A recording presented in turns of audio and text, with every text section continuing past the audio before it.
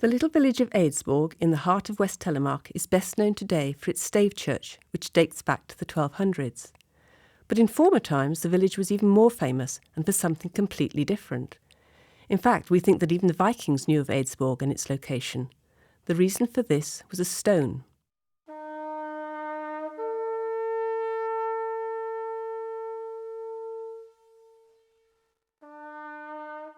As we know, by the Iron Age people could make both iron and steel.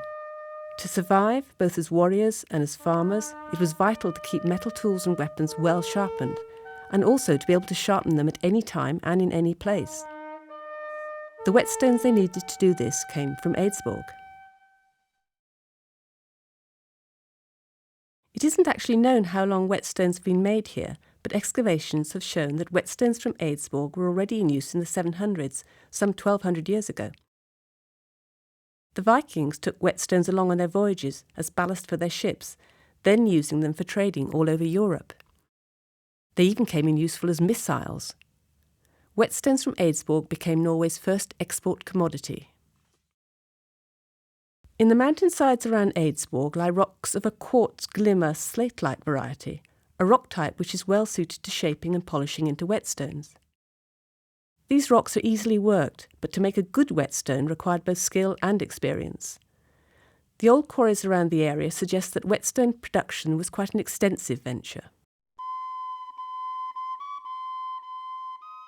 Eidsborg is located at the very head of the Telemark waterways.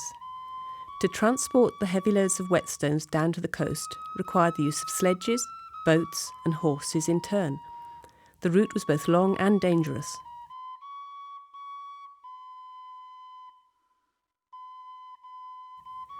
But there was good money to be made from whetstones, and this was a direct reason for the location of the port of Skien. In the 1300s, the citizens of Skien acquired sole rights to the trading of whetstones, rights they retained for almost the next 500 years. From earliest times, the stones were quarried from the mountains using crowbars and the freeze-thaw power of water and ice.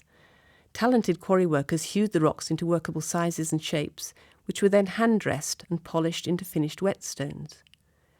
It was only when the Telemark Canal system opened that it was possible to produce whetstones on a more industrial scale.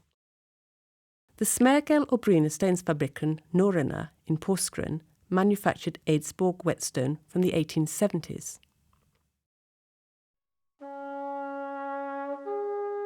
Throughout their history, the Eidsborg quarries have been variously owned by both the Danish king, the church and private citizens. However, at the end of the 1700s, a group of farmers got together to purchase the quarry and established a steinting, an early type of cooperative council, to manage the production of a valuable natural resource. The Norrøna factory delivered its very last load of Eidsborg whetstone in 1952. After this, cast whetstone took over the market. Today in Eidsborg, unique artisan skills still exist, particularly the crafts of blacksmithing and knife making.